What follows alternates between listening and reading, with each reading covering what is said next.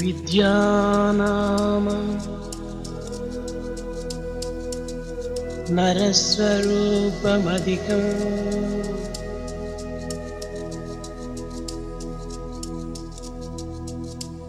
ప్రత్యమ్నగుప్తం ధనం.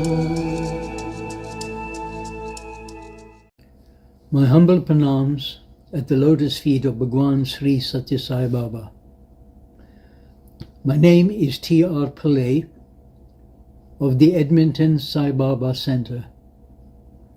In this short presentation, I wish to share how Swami drew me into his fold with the transformative power of his love.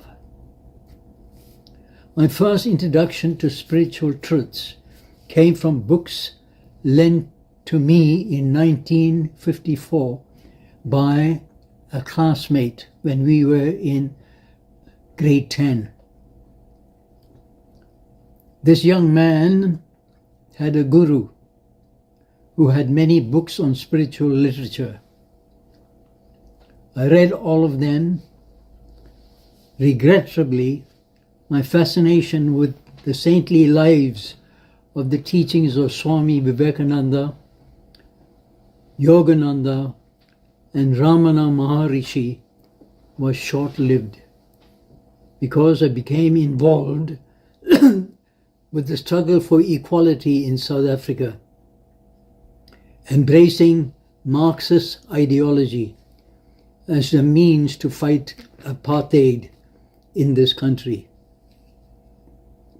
When I arrived in Canada in 1970, I wavered between atheism and agnosticism, although a quotation which I saw at the Johannesburg airport on my departure made a deep impression on me. It read, "Go from love, with love, to love." Pardon me. Little did I realize that the greatest change agent of this age, in the loving form of Bhagwan Sri Satya Sai Baba, would initiate a remarkable change in my character from an indulgent sensualist to an earnest spiritual seeker. In 1974, on a return visit to South Africa, my spouse Kamala and I first heard about Swami from her mother, who attested that she was cured of a cancerous tumor by him.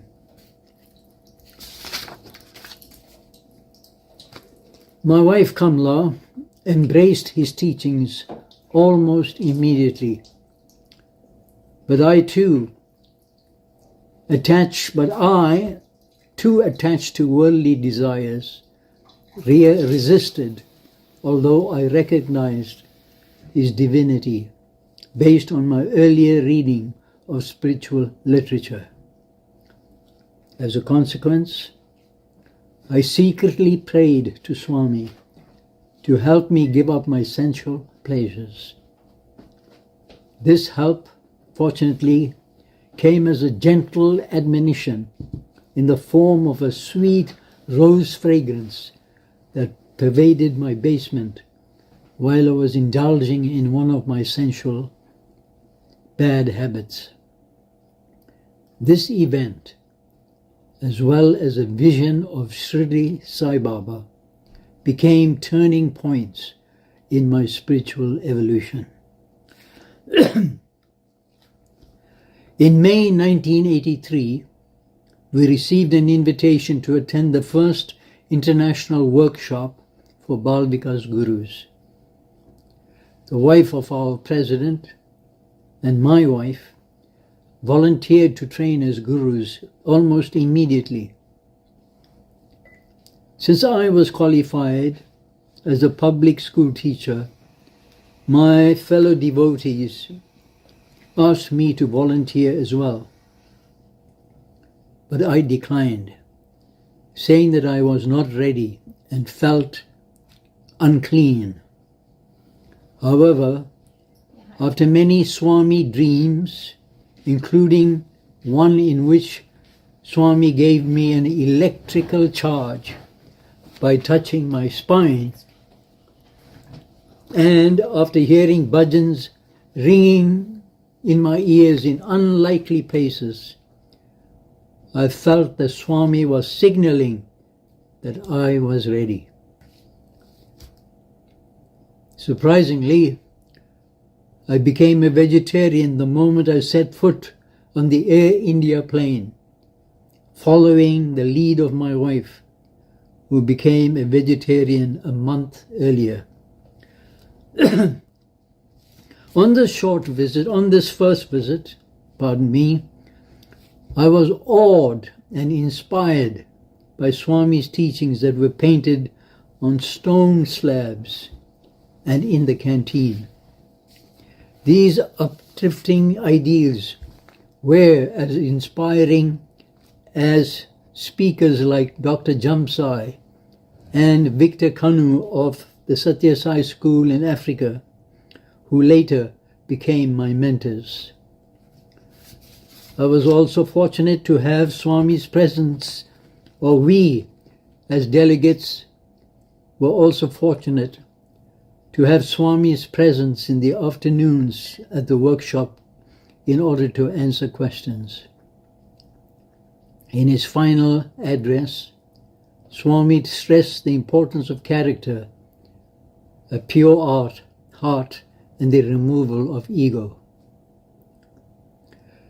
In a group interview with the Edmonton Sai Center in 1985, Swami created a ring for the mother-in-law of a Dutch couple. He also created laddus with a wave of his hand and asked us to eat, and dramatized, amazingly, how my son fell off to sleep while studying in his bedroom. He looked at my son sternly for a while and said that he had bad company, that money comes and goes, but morality comes and grows, and that God is man's best friend. Seeing examples of Swami's omnipotence, omniscience, and omnipresence in this interview, I was convinced that Swami is God and not a magician or a superman as I initially believed. As Swami walked around giving vibhuti packets, I, who was silent all this while, summoned up the courage to ask, Swami, how do we teach EHV? Swami looked at me with his brown eyes, touched me on this hand, and said this profound answer, with love. In August 2001, a year after we established the SSSIO school, our only daughter, Pridhi, was informed that she had leukemia. Fortunately, I was set to go to the first World Conference on SSSIO Education in Human Values from November 20th to 22nd in that year. Luckily, we were given Part Namaskar, and I was bent on asking Swami for vibhuti for my suffering daughter.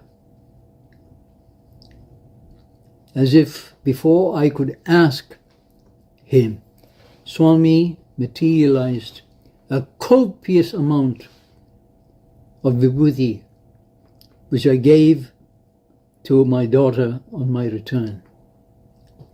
And a few weeks later, she was informed that she was in remission.